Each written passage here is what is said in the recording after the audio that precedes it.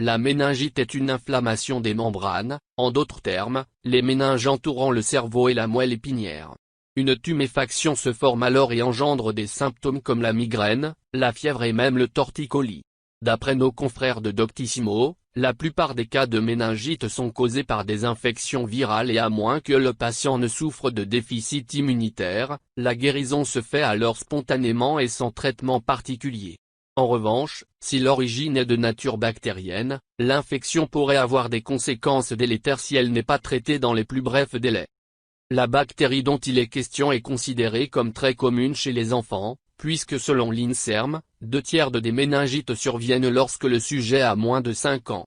En France, Sud-Ouest rapporte qu'il existe environ 8000 cas de méningite chaque année, dont 2000 dans un état grave, selon Santé publique France.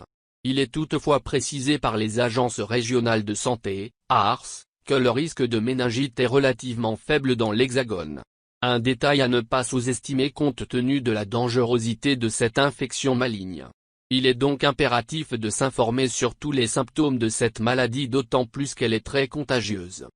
Une fièvre soudaine. Ce symptôme est d'autant plus important à remarquer quand il arrive de façon soudaine. Généralement, la fébrilité de l'enfant sera exprimée par un sentiment de frilosité. L'enfant pourrait verbaliser le symptôme en clamant avoir toujours froid. Il est même peu évident de faire descendre sa température tant elle est déjà à un stade élevé. Une migraine sévère. Intense, ces maux de tête, appelés céphalées, irradient l'enfant à partir du cou et se propagent dans tout le corps. Si ce symptôme peut être caractéristique d'une méningite, d'autres maladies peuvent également être à l'origine de maux de tête lancinants. Il est donc essentiel de consulter un médecin dans les plus brefs délais. Une vision trouble.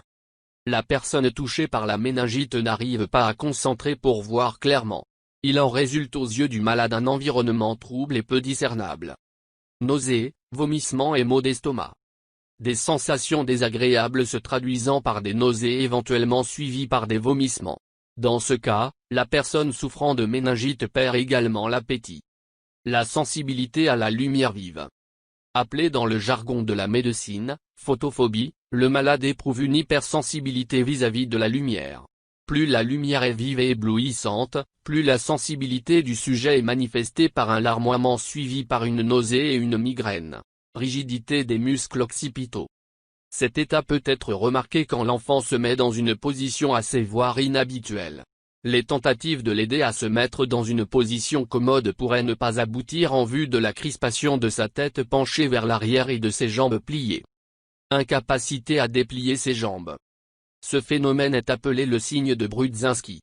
Dans une tentative d'aider l'enfant à aligner sa tête à sa nuque, ses jambes agissent instantanément en se pliant au niveau de ses genoux. Des éruptions cutanées qui ne s'étiolent pas.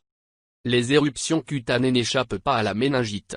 Cela dit, et par sa facilité, ce test permet d'identifier si oui ou non, l'éruption est associée à la méningite en question. Il suffira donc de prendre un verre transparent en l'appliquant fermement sur la zone lésée jusqu'à ce qu'elle pâlisse. Si les lésions, ou boutons, semblent s'estomper au fur et à mesure, la personne n'a pas de méningite. Si ce n'est pas le cas, il faudrait donc recourir à l'aide d'un spécialiste de la santé. Que faire? Pour clarifier la situation d'une méningite, et pour la piqûre de rappel, il ne faut pas ignorer le danger qu'elle représente. Raison pour laquelle il est important de consulter un médecin si les symptômes décrits plus haut sont détectés. Aidez donc la personne malade à se reposer dans un environnement calme aux lumières tamisées avant que le médecin n'arrive. Celui-ci doit être informé de tous les symptômes identifiés et ce dans les plus brefs délais. L'immédiateté de l'action pourrait donc être fortement salutaire.